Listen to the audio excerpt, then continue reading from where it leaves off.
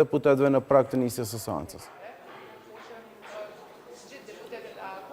Po lajmërohemi këtu nga holli i Kuvendit të Kosovës, nga ku shumica e deputetëve të partive politike veç janë zhvendosur tashmë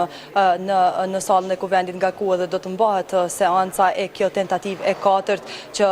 në fakt dështoi 3 herë të tjera që nga seanca e fundit e cila u mbajt me 19 prill. Gjatë kohës tani qëndruam këtu, por edhe në hyrjen e përparme të Kuvendit të Kosovës patëm mundësi që të bisedojmë me disa nga deputetët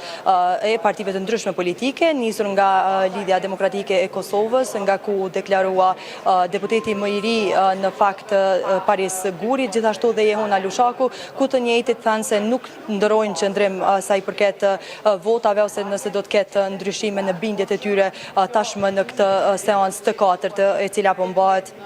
këtu në Kuvendin e Kosovës, ndërkaq gjithashtu patëm mundësi që të bisedojmë edhe me deputetët e Partisë Demokratike të Kosovës, por që në fakt e vetmja nga ta që pranoi deklarim ishte Vlora Qitaku, e cila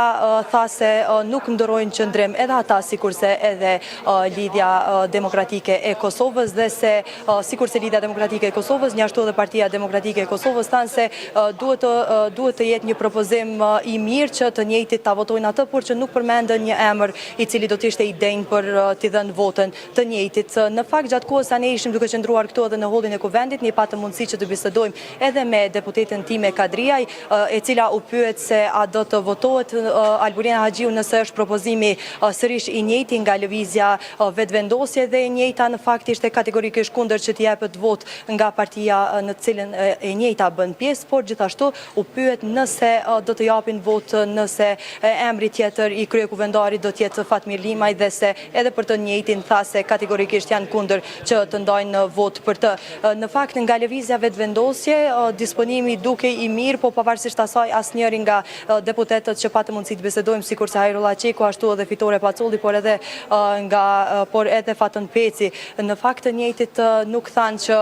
do të ketë ndryshim sa i përket ose një mirëbesim të dikujt sa i përket votave të tjera, përpos atyre 57 sa vetë se u konfirmuan edhe në seancën e fundit të mbajtur me 19 prill. Në fakt, betimi i deputetëve ishte dhënë në seancën paraprake, krejt ka pritet është